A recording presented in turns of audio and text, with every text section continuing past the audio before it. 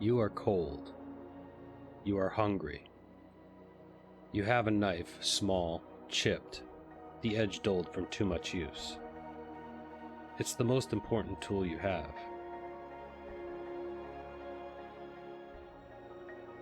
Your stomach clenches, hollow.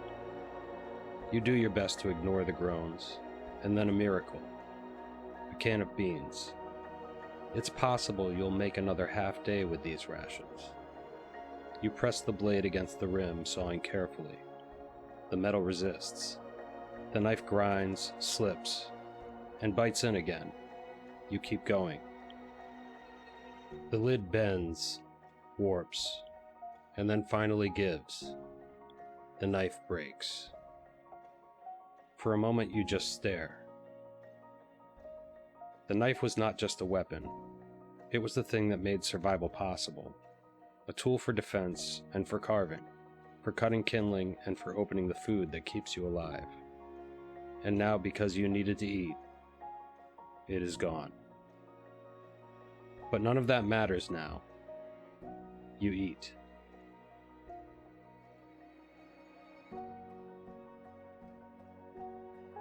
The wind shifts. You feel it before you see it, the cold creeping into your fingers, your skin numbing in patches, your breath curling into the air in front of you. The temperature is dropping. Fast. You have no source of heat. And then comes the shiver, the deep, uncontrollable tremor that grips your body and won't let go.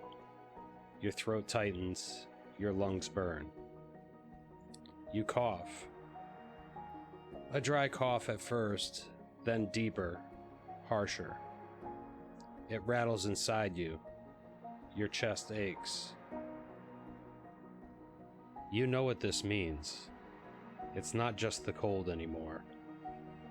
It's pneumonia. No fire, no way to dry off, no medicine. If you can't warm up soon, your fate is already sealed. This is DayZ, but it's also something more.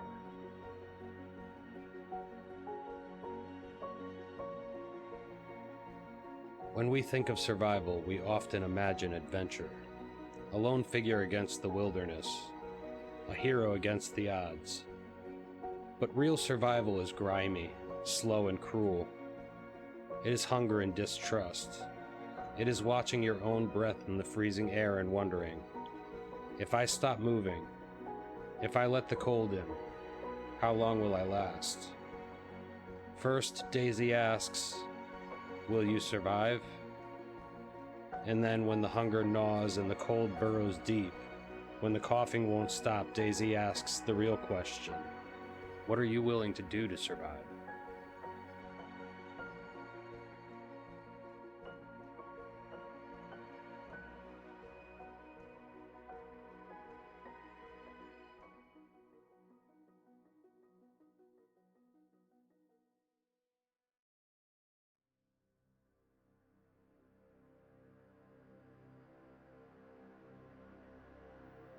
There exists a certain romanticism surrounding survival.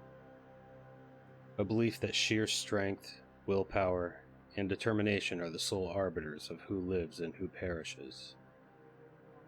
We often perceive survival as a testament to personal greatness, overlooking the intricate interplay of circumstance, decision-making, and the limits of human endurance.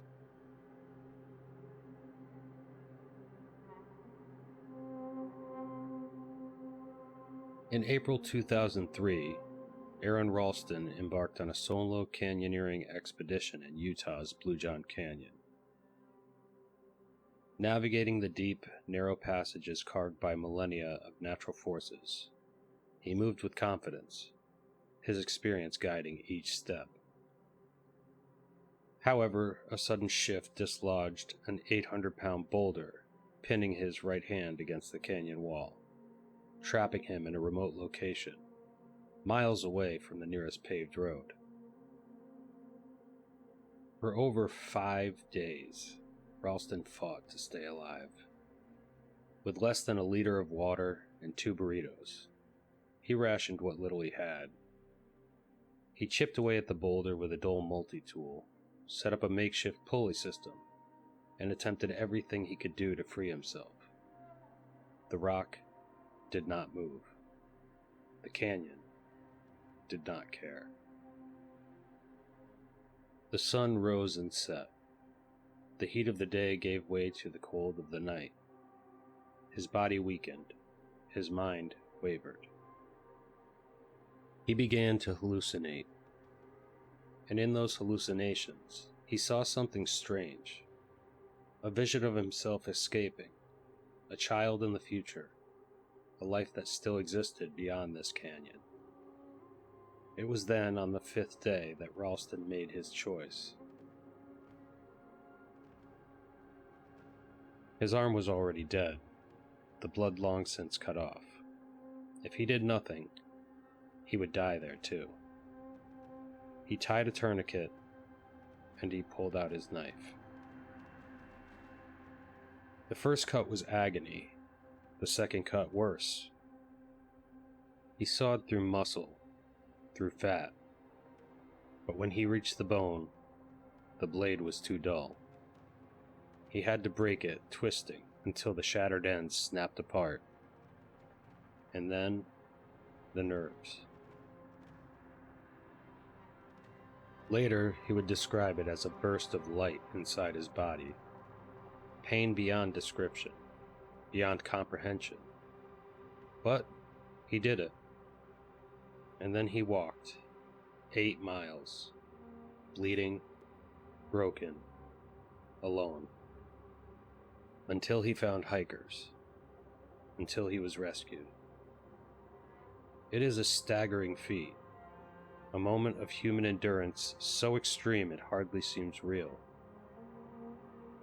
Ralston did not escape because of his skill. He escaped because he acted at a moment when waiting any longer would have meant death. Because he had just enough water left to keep moving. Because his body held on long enough for his mind to make the choice that needed to be made. Another day without water, another slip in his resolve, another small shift in variables, and his story would not be one of survival, but of a missing person case with a tragic ending. This is the story of DayZ.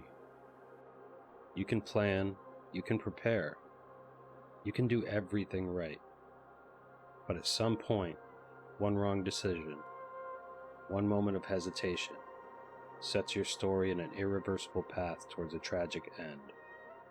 And if you hesitate, if you wait for an easier way, DayZ does not care. Because DayZ is not a game about winning. It's a game about not losing for as long as possible.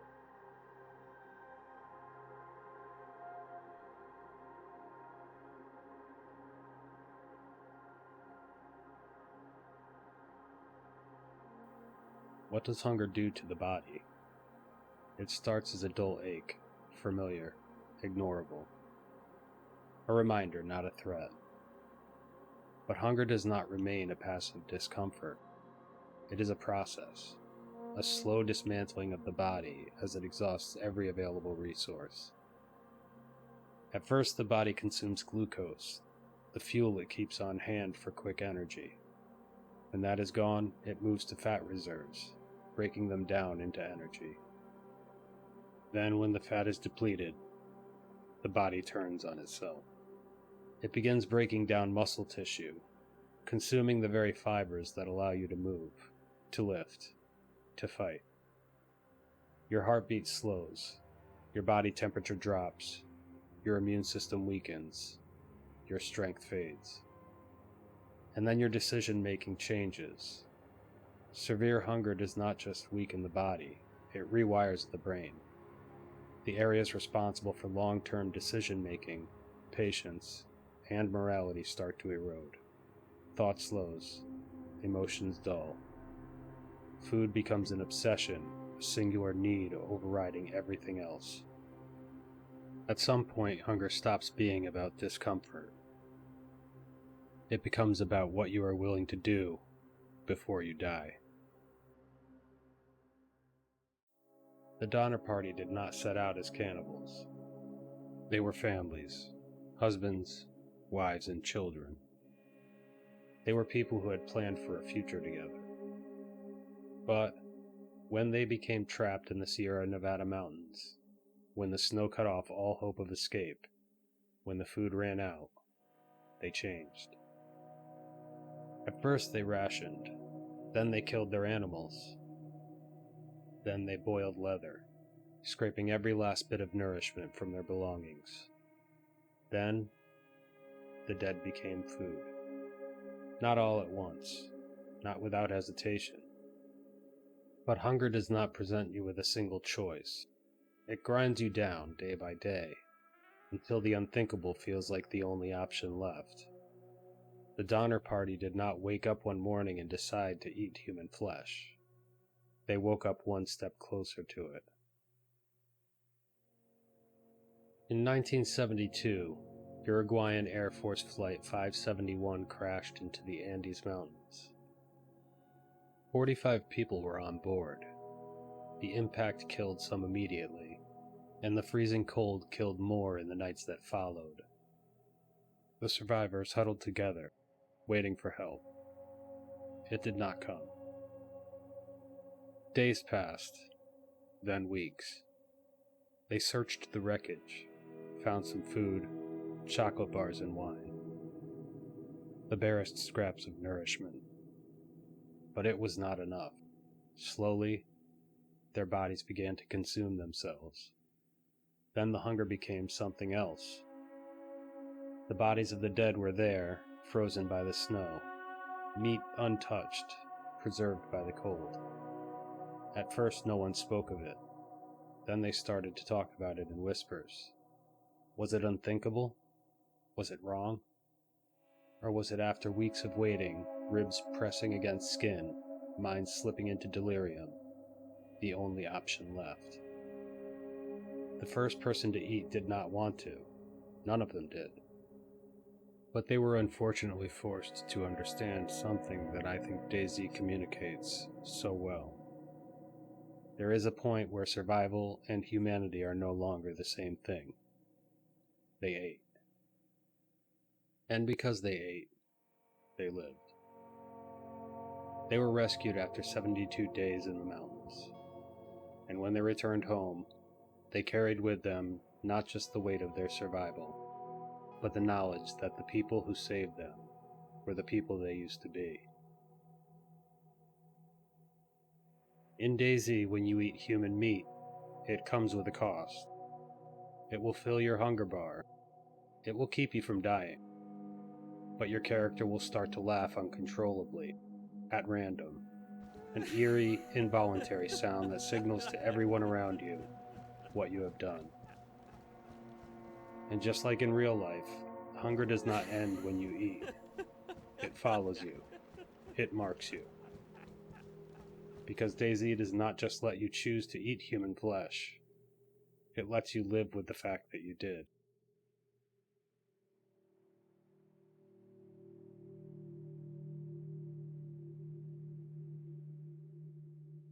Survival is often framed as a test of individual will.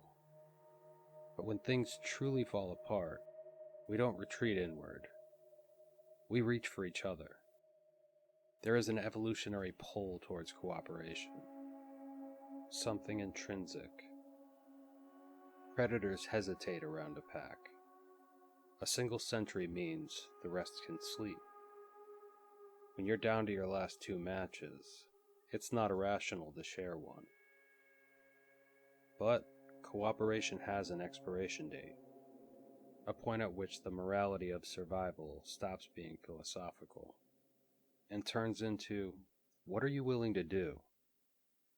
DayZ takes the theory of human cooperation and throws it into a meat grinder. You see someone limping across the field. Do you help them? Do you ask if they need food? Do you wave? Or do you aim down sight? Because trust in DayZ is an act of performance. You can't read someone's mind, so you read their body language, their tone, their gear, their posture, the number of seconds they hesitate before responding. And the unfortunate truth is, they are doing the same to you. In life, groups form to protect against the elements. In DayZ, they form to protect against each other. Survival isn't just about food or water. It's about avoiding the player who thinks their hunger justifies your death.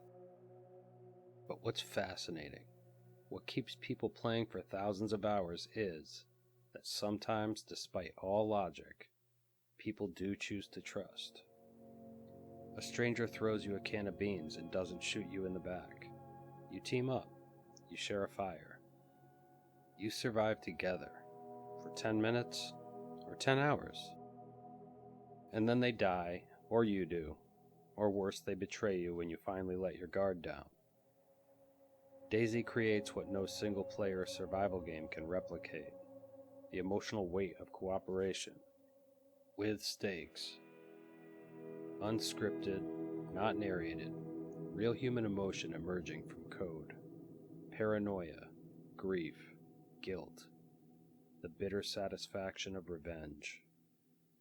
Survival becomes a story you are telling. Every encounter is a moral test. And because DayZ offers no consequences, no karma system, no pop-up that says you gained +10 trust, you are left with only yourself, your choices, your capacity for violence or mercy. I'm reminded of a run that I had about a year ago. I was making my way north in Anastara. It was raining, so to avoid the hit to my stamina, I decided to wait the storm out in a bus. As I was surveying the surrounding area, a survivor appeared through the rain and fog, walking towards me, with a gun drawn and aimed directly at me.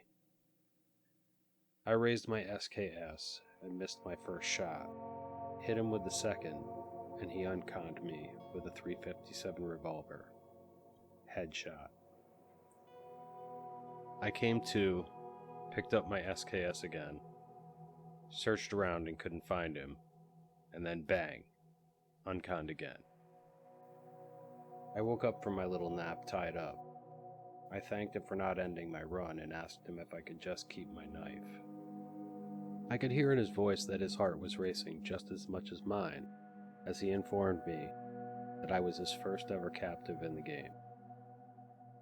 We agreed to a truce and ran, hobbled slowly for about an hour. We finished our run and said, "Hey, if I see you on the next run, it's on sight." These interactions, these stories we play out, although rare, are something you don't often find in other games. In DayZ, you suffer small hardships that lead to a rare moment of connection that gives purpose to the struggle that came before it.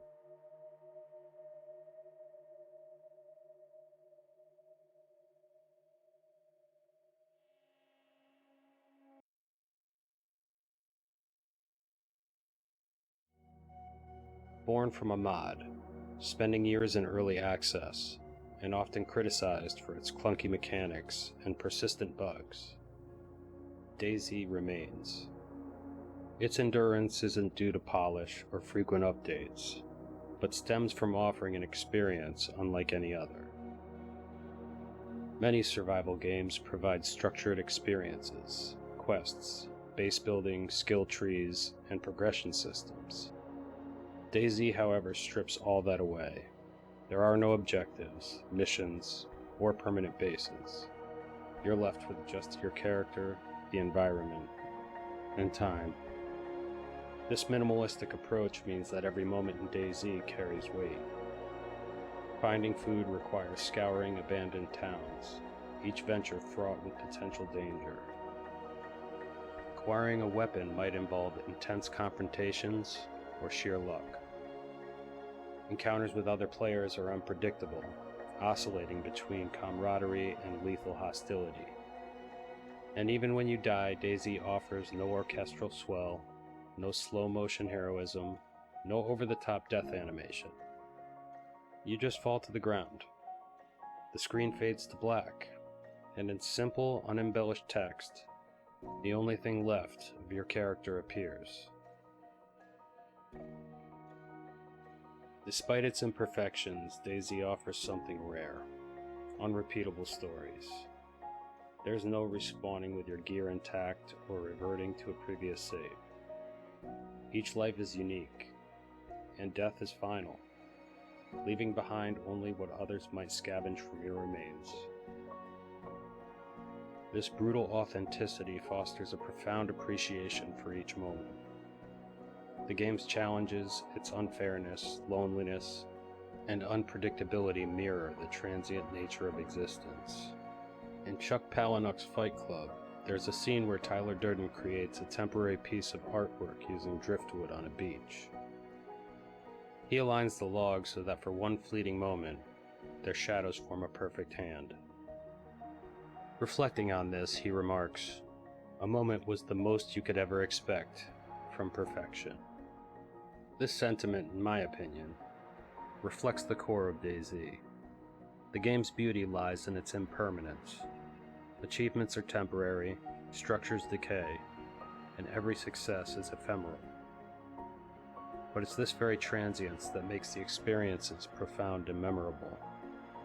Players aren't just building in-game assets, they're crafting fleeting moments of perfection that linger in memory long after they've faded from the screen. But DayZ itself won't last forever. One day the servers will shut down, the community will move on, the stories will stop. There will come a time when no one spawns on the coast, when no one searches for a can of beans in a ruined supermarket, when no one hesitates before pulling the trigger. And when that day comes, DayZ won't leave behind a monument or a grand ending, or a final victory screen, just silence. But that's always been the nature of the game, because in DayZ, nothing lasts. So I say, enjoy it while you can.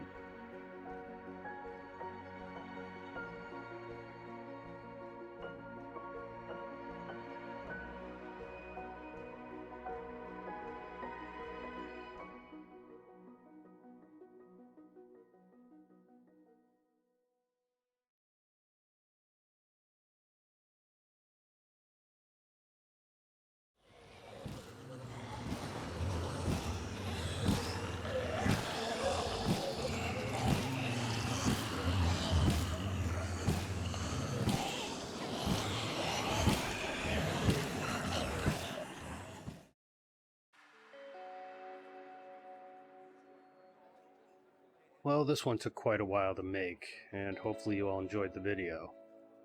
I will be trying to make more, hopefully more often and better quality. I try to find as much time as possible between work and family, specifically right now trying to finish up Death Note with my oldest son. But I appreciate it very much, anybody watching, and to those of you hearing this, I hope you're good, and hopefully I'll see you on the next one.